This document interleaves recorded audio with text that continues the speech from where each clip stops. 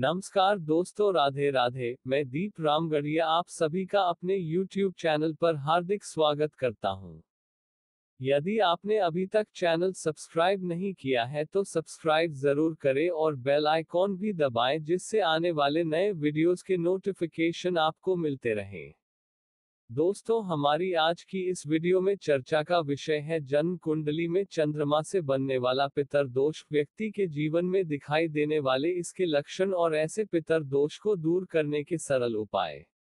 दोस्तों, ज्योतिष अनुसार चंद्रमा को माता के सुख का कारक ग्रह, जीवन साथी तथा घर परिवार के सुख का कारक ग्रह, यात्रा में सुख का कारक ग्रह, अच्छे संस्कार तथा विचारों का तथा शरीर में जल तत्व का कारक ग्रह है। ज्योतिष अनुसार जन्म कुंडली में पितर दोष से संबंधित भाव 1, 4, 5, 8, 9 तथा 12 है। इस तरह जब भी चंद्रमा की स्थिति जन्म कुंडली में 1, 4, 5, 8, 9 और 12 भाव में होकर शत्रु ग्रह जैसे कि बुध, शुक्र, शनि, राहु या केतु से युति या दृष्टि के माध्यम से पीड़ित हो रहा हो, या फिर जन्म कुंडली के इन्हीं भाव में चंद्रमा की स्थिति इन ग्रहों के नक्षत्र में हो, ऐसी ग्रह स्थिति को चंद्रमा से संबंधित पितर दोष कहा जाता है। पितर दोष की ऐसी ग्रह स्थिति का कारण व्यक्ति की माता या नानी का गलत आचरण या फिर माता की तरफ से 3 पीढ़ियों में से किसी महिला की मृत्यु, अग्नि से, जल से, बिजली से दुर्घटना, सड़क दुर्घटना या फिर किसी बीमारी की वजह से वह जीवन यात्रा पूरी कर गए हों, जिसकी वजह से वह अपने जीवन में घर परिवार के प्रति जिम्मेदारी ना निभा पाए हो, या फिर माता या नानी के गलत आचरण की वजह से वह घर परिवार के लिए अपनी जिम्मेदारी ना निभा पाए हो। इन दोनों ही स्थितियों में अपनी जन्म कुंडली में या फिर आपकी होने वाली संतान की जन्म कुंडली में चंद्रमा की ऐसी बताई गई स्थिति होती है जो चंद्रमा से संबंधित पितर दोष को दर्शाती है।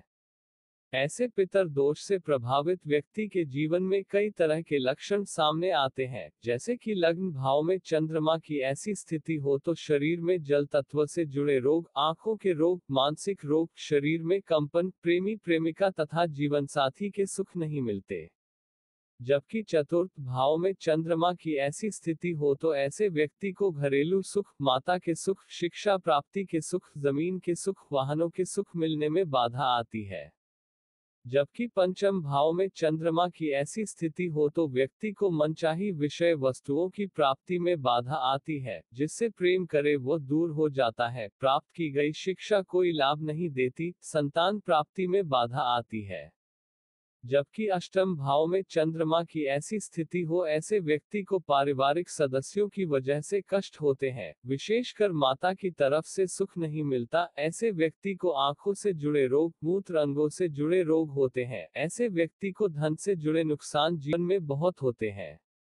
जबकि नवम भाव में चंद्रमा की ऐसी स्थिति हो तो ऐसे व्यक्ति को अनावश्यक यात्राएं होती हैं, ऐसा व्यक्ति जीवन में प्रेम संबंधों की वजह से मानहानि का सामना करता है, ऐसे व्यक्ति को पेट तथा मूत्र अंगों से जुड़े रोग होते हैं, ऐसे व्यक्ति की माता अपने जीवन में दुखी रहती है। जबकि 12वें भाव में चंद्रमा की ऐसी स्थिति हो, ऐसे व्यक्ति को समाज में महिलाओं की वजह से मानहानि जैसी स्थिति का सामना करना पड़ता है, आंखों से जुड़े रोग, खरीदी गई जमीन में वास्तु दोष के चलते ऐसे घर में निवास करने पर भाग्य कमजोर होता है, ऐसे व्यक्ति की माता किसी बीमारी की वजह से जीवन यात्रा पूरी करती है। इस तरह यह सब लक्षण जन्म कुंडली में चंद्रमा से संबंधित पितर दोष को दर्शाते हैं। अब बात उपायों की करें तो यह सब लक्षण जीवन में होने पर ऐसे व्यक्ति को जीवन में जल स्थान जैसे कि कुएं, तालाब, नदी, नहरों की सफाई के कार्य करने चाहिए। 16 सोमवार के व्रत पूरे वर्ष में करने चाहिए। जरूरतमंद लोगों में भोजन का दान करना चाहिए।